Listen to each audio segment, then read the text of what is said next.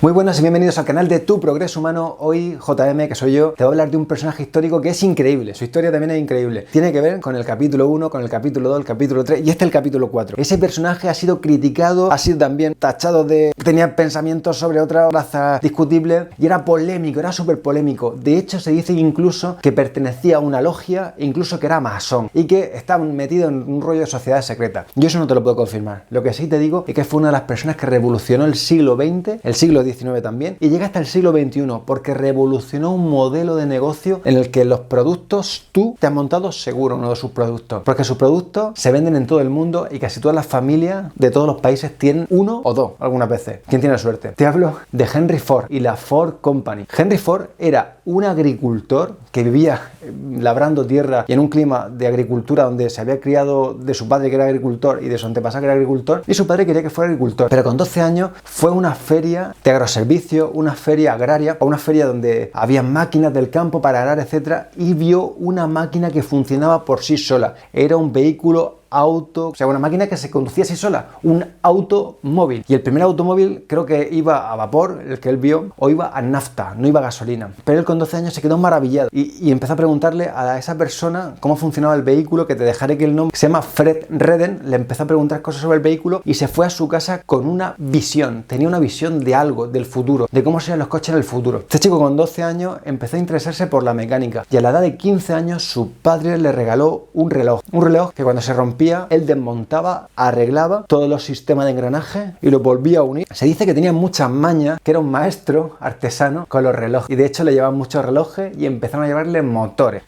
porque a él le gustaba para verlo y para repararlo. Y con la edad de 20 y pocos años empezó a trabajar para otro personaje clave que sale también en Piense y hágase rico, y lo he nombrado en los vídeos anteriores, que es Thomas Edison, y empezó a interesarse por los circuitos, por la electricidad y por todo. Él creía en su visión que los vehículos iban a llevar un vehículo eléctrico, que era la moda en esa época, porque todo empezaba a funcionar con la electricidad. Ya la luz no era a vela, sino a electricidad, y él creía que lo más lógico, el paso lógico era la electrificación del vehículo y que todos los vehículos fueran eléctricos. Hubiéramos ganado en sostenibilidad y en medio ambiente. Por aquella época, Rockefeller estaba con el petróleo y vendiéndoselo a todo el mundo. Entonces empezaron a fabricar vehículos y él empezó a fabricar vehículos en su taller. Trabajó para Thomas Edison de Detroit Edison Illuminating Company, te dejaré aquí el nombre, pero después de eso se fue con su visión a montar la Ford Company y se asoció con un grupo de personas. Pero duró poco tiempo esa asociación, porque lo que quería este chico era muy ambicioso, tenía una visión súper ambiciosa y sus socios no compartían los mismos principios, los mismos valores y el mismo modelo de negocio. Él quería poner un coche a cada persona y sus socios lo que querían era hacer un coche de manera artesanal, como se hacía en esa época, hacerlo y vender un coche cada 3 meses, cada 6 meses, y él decía que no. Él decía que había que vender coches todos los días y su modelo decía que era imposible, que no era viable. Pero él tenía su visión. Él no tenía dinero, pero tenía una visión, tenía una idea, y eso es más importante algunas veces que el dinero, porque si la idea es buena o la visión es buena, de calidad, el dinero vendrá, seguro. Entonces empezó, como no tenía dinero, empezó a hacer carreras y carreras legales e ilegales, bueno, en zona gris, y con esas carreras empezó a ganar prestigio porque sus coches corrían mucho. Él, en una de esas carreras, un vehículo francés chocó con otro vehículo y se soltaron piezas, y él estuvo investigando las piezas en el suelo. Se dio cuenta de que había una aleación que no entendía, que era muy ligera, y investigando en Estados Unidos no encontraba la explicación. Tuvo que ir a Inglaterra, donde le dijeron que esa pieza era vanadio y que si se combinaba con otro tipo de metales se hacían unas aleaciones más ligeras. Él empezó a pensar que esto le dio una ventaja competitiva de que si hacía aleaciones bajaría el peso del vehículo y aumentaría la velocidad, reduciría el peso, aumentaría la aceleración y reduciría el coste de combustible. Hasta esa época nadie se planteaba eso. Querían hacer coches que andaran y él no, él quería hacer coches que corrieran. Cuando en una carrera ganó a un personaje muy importante, hizo un modelo inicial con un buggy. Él diseñó un buggy que fue su primer vehículo, que tardó años en hacerlo. Fue una carrera, el vehículo tenía 26 caballos, 24 caballos. Fue una carrera con un personaje muy importante de la época en carrera, un corredor de carrera famoso en Detroit que se llama Alexander Wilton. Y en la carrera con Alexander Wilton y con otras personas se apostaron una cantidad de dinero muy grande. Dicen que las apuestas corrieron por la grada y la gente estuvo apostando y especulando sobre la carrera y que no esperaran que ganara Henry Ford. Pero Henry Ford en su vehículo ganó. y eso, aparte de darle mucho dinero para la época, porque las apuestas fueron excesivas y tenía mucho riesgo, le dio un prestigio. Él, al tener prestigio, ¿qué mejor prestigio tiene de que tu coche sea el más rápido del velódromo? Él, al tener ese prestigio, al ganar ese dinero, montó la Ford Company. Lleva a ello. Cuando montó la Ford Company, mucha gente le decía que estaba loco, que no era posible que fabricara un coche en 24 horas o 26 horas. Se dice que de las carreras y del reloj que heredó de su padre, iba cronometrando todos los puestos de trabajo. Él siempre iba con un cronómetro y cronometraba los puestos. Él fue el primero que inventó la especialización por fase. Cada persona tenía un trabajo específico y tenía un tiempo para hacerlo. Y no tenían que moverse y cambiar de posición.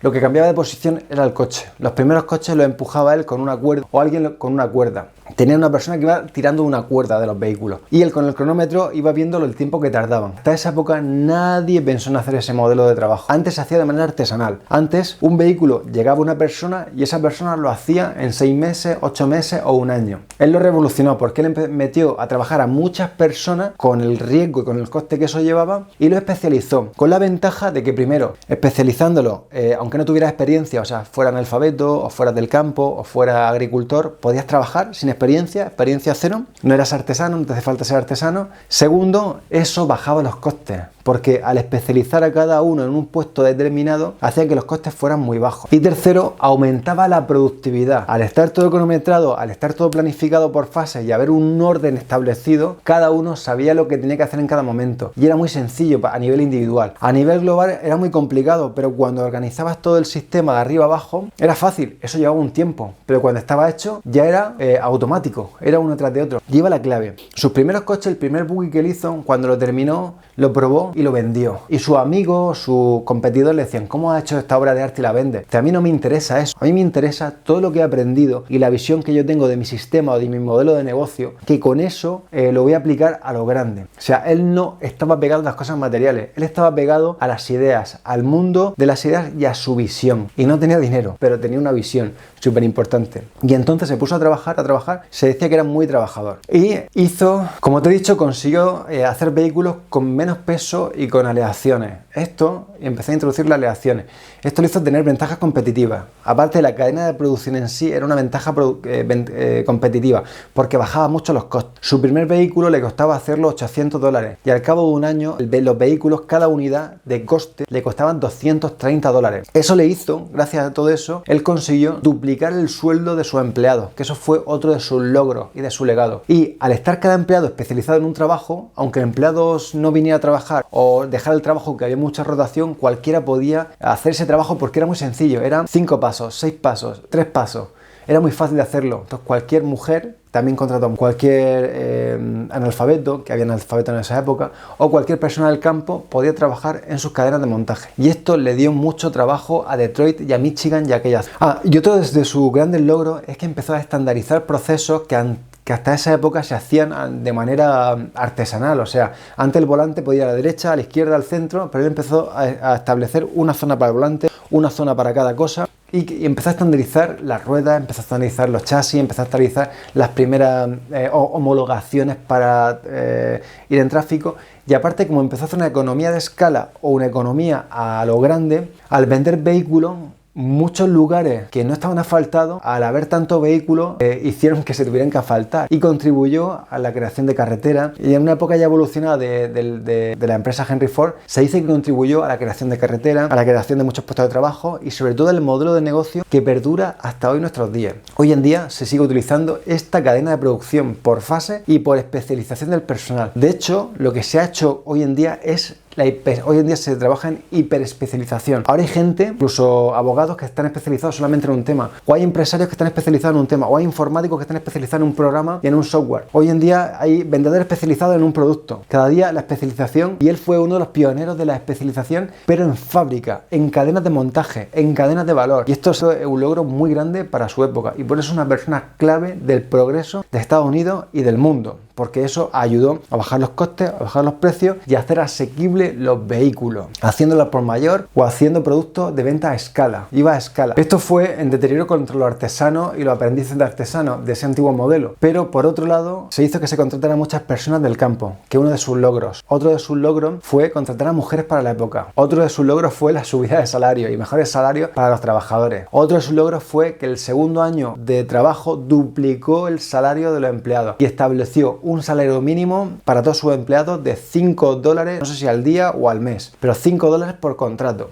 No sé si al día o al mes. Luego te lo pondré aquí. Y estandarizó los procesos de muchas cosas que antes no tenían una estandarización. O sea, fue pionero en muchas cosas y sobre todo en el modelo de negocio y el modelo de fabricación en cadena de montaje que perdura hasta hoy en nuestros días. Hoy en día hay tareas repetitivas que las personas no hacen porque son muy repetitivas y lo hacen máquinas o robots en automatizaciones con sistemas informáticos muy avanzados. Pero todas las cadenas de montaje de toda la automoción funcionan así. Yo he trabajado en multinacionales y he estado en esas fábricas y lo he visto y es algo increíble. También estandarizó el lugar del volante. Hasta aquella época el volante podía ir a la derecha, a la izquierda o en el centro, y él estandarizó un sitio para el volante, que fue a la derecha. Otra de las cosas importantes es que los primeros Forte lo hacía siempre en negro, pero empezó en las siguientes generaciones a poder dar opciones de personalización del producto o personalización del vehículo. O sea, antes no se podía elegir cómo quería el coche y él empezó a dar opciones al cliente para que eligiera cómo quería su coche. O sea, la personalización de su producto para un cliente específico, que es una de las estrategias de marketing de hoy en día, y él fue uno de los pioneros. Bueno, chicos, llegamos al final del vídeo. Hoy te he hablado de unos personajes clave de la revolución industrial que llega hasta nuestros días y de la revolución de los procesos en cadena de montaje, que fue Henry Ford y la famosa Ford. Lo que quiero que te des cuenta de que el impacto de esta persona a toda la familia, a mí por ejemplo que he trabajado en automoción o que he tenido vehículos, fue muy grande, y para América en aquella época también fue muy grande, porque bajó los costes de producción de los vehículos y hizo accesible el producto a muchas familias o a mucha clase media, incluso baja. Antes los automóviles solamente era para ese 1% o era solamente para los más ricos, grandes empresarios, políticos, y él consiguió bajar eso a la clase media y baja, haciendo un producto accesible, bajando costes de producción, haciendo el modelo que fuera a gran escala y así bajas costes de producción. Y todo esto lo sistematizó en una cadena de montaje. Esto es algo clave. Pero te quiero decir que todo esto, desde mi punto de vista, no es válido si no le añades el factor de sostenibilidad, y digo sostenibilidad medioambiental, porque para mí es muy importante cuidar del medio ambiente. Y lógicamente también los derechos laborales de las personas, que hoy en día las personas tienen más derechos laborales. Pero bueno, dentro de todas las polémicas de cosas que hizo seguramente mal, su contribución a la humanidad fue más positiva, y es lo que quería hablar de eso, de aquellos logros de esa persona. Y nada, solamente eso. Desearte una feliz Navidad, un feliz Año Nuevo, que se cumpla tu mejor deseo, y recuerda, todo se puede solucionar con el conocimiento adecuado. Así que sigue el canal de Tu Progreso Humano para que te enseñe los personajes clave, las mejores tácticas y cómo potenciar, sobre todo tu mentalidad y también tu empresa. Pero sobre todo, cómo ser mejor persona. Así que te recomiendo que seas un adicto como yo al conocimiento. Nos vemos en el próximo vídeo de Tu Progreso Humano.